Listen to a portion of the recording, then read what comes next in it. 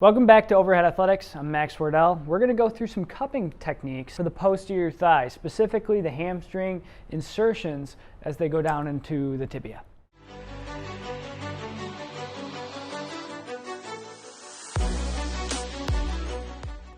Welcome back to another video. We're going to go through some cupping therapy techniques for the medial and lateral aspects of the hamstring. We see a lot of hamstring strains, but specifically we see a lot of tight hamstrings in athletes. So we're going to go through that. I'm Max Wardell, and I'm joined today by Austin Macias of the OAI. Austin's one of our trainers. He works with a ton of our throwers here. So we're actually going to work a little bit on his hamstring with just a little bit of cupping today. And really the key with this cupping is we're trying to lift some of the skin here, get some mobilization of the subcutaneous tissue, maybe a little bit of the muscles themselves, and really promote some blood flow to the area. It's not always comfortable, but it's very, very effective. The first thing we like to do is we actually like to get some sort of material on the skin to allow the cups to suction properly. So I've got a little bit of deep prep here. We're going to get some deep prep onto the hamstrings. Now, if we're dealing with a hamstring strain, we're dealing with some sort of muscular damage, tendinous damage, really sore hamstring, sometimes the best thing to do, especially if we're going to be working on the bottom portion of the hamstring here, is to get the feet up in a dependent position where they're elevated so that the hamstring is completely slackened, completely relaxed. We've got a pillow under the pelvis here to allow the low back to be in a nice neutral position so everything's supported properly. We don't want to have the athlete in an uncomfortable position when we go to do some technique like this. Now, when we do the technique, what you'll see is we'll start in this flex position. As the athlete becomes more comfortable, we can go into a more extended position. We could ultimately go into an elongated position of the hamstring, but to start, we're going to put the athlete in this more relaxed, shortened position of the muscle. What we'll do here is we'll just come in and just kind of arbitrarily go into an area and very stiff. You can see when I start to pull on this cup, his whole leg wants to move. The cup doesn't want to slide, and I bet that's not too comfortable for Austin there. It's typically not, and you can see I could apply more tension to that cup just like that. So at times, like we talked about in the cupping therapy techniques that we utilize on the shoulder, at times we'll see where the actual cup pulls away, and that's really uncomfortable. He felt that. Pulls away from the underlying tissue. So we hear a shh, and sometimes that's just the muscle being pulled away, or really the fascia and subcutaneous tissue being pulled away. And when you look, all this stuff's connected, and so getting one thing to slide really well can a lot of times alleviate some tension. So this is a great thing to do with scar tissue. Someone's had an incision, the incision's completely healed. We could throw a cup on there and try to get that scar pulled away from the underlying tissue. Now, someone would come online and tell me, you know, you can't break up scar tissue. It takes so many pounds per square inch. Well, we're not trying to break up the tissue. It gets stuck to the tissue underneath, and if you don't think it works, you've never tried a scar mobilization or manipulation where you move the scar and actually translate it. I'm not breaking down the scar tissue itself. I'm moving it relative to the other tissues in the area. Just like sliding something on top of something else. So we've got them nice and warmed up. This is not comfortable. We'll release some tension. You can see redness in the area. There's blood in the area. That's normal. Petechiae, some people call it. Basically, we've brought some blood to the surface here. Sometimes some little microvasculature ruptures, which is like tiny, tiny little vessels that supply the skin and other things. And that's why you see maybe some bruising at times, which isn't all that bad. And we'll just kind of let the thigh be nice and relaxed here. The quad nice and relaxed, the hamstring nice and relaxed. And now we'll do some static cupping where we're actually going to remove the block here. So what I have is a nice small 1.5 inch cup.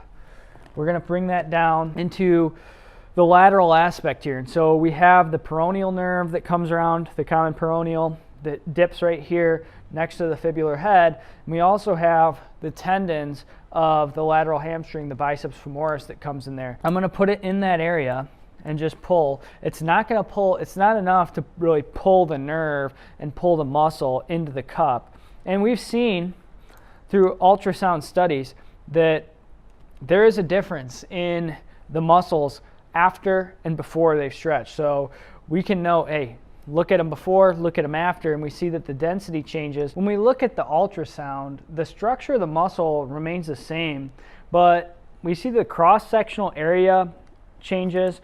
We note the changes in the density, and we can kind of see how actual decompression of the tissues, if you will, alters the muscle a little bit, and will alter ultimately how much fluid gets into the area, how the actual tissue is able to accept nutrients from blood. And so it's kind of an interesting thing. If you're interested, I'm not going to provide it, but if you want to go online, go on Google Scholar and find that ultrasound study where they did the before and afters. I'm just doing a little twisting here. This is very tight in the lateral aspect. You got to be careful. Like I said, peroneal comes through here, common peroneal. We also have the lateral aspects, biceps femoris, tendons coming through. This cup, I'm just going to apply it somewhere near the middle of the hamstring. And I also have this other one here towards the medial insertion. And this is where it gets tough. And Austin will tell you, I've got him supported, the other leg supported. We're going to slowly let this leg go down to the ground with a table here. And we can see some changes inside the cups here. Ultimately, we'd like the cups to not have any change in the tissue as the leg comes down. And we'll just give him a little bit of overpressure here. I'm going to have him contract his quad lightly a couple times. And then we'll shorten, which generally feels a little better, lengthen. Now he can tolerate it, just like our functional massage, where we lengthen and shorten. We do it a little bit here with the cupping. We're staying out of this popliteal fossa area right here, and we're kind of staying on the peripheral area, the periphery of that area here with our different cups. And I think he's had enough there. You can see the redness. You can see the blood in the area. And all of a sudden he can relax a bit more. So it's not fun. We can give him a little bit of functional massage here, just light, focusing on different aspects of the hamstrings.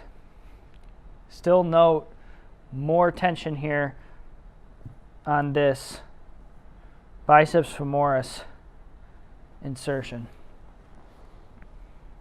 You just give it a little bit more soft tissue mobilization, and then we'll call it a day.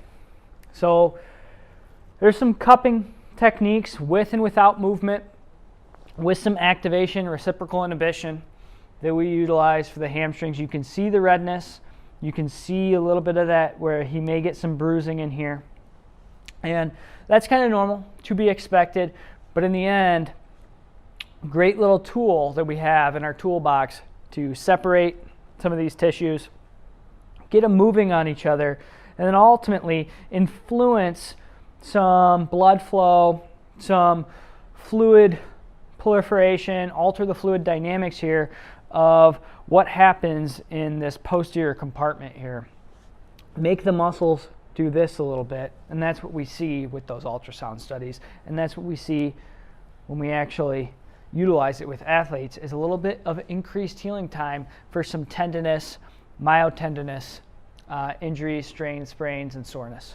If you like this video, hit the thumbs up. We'll see you guys in the next video. Make sure to subscribe so you don't miss it. Overhead Athletics, checking out.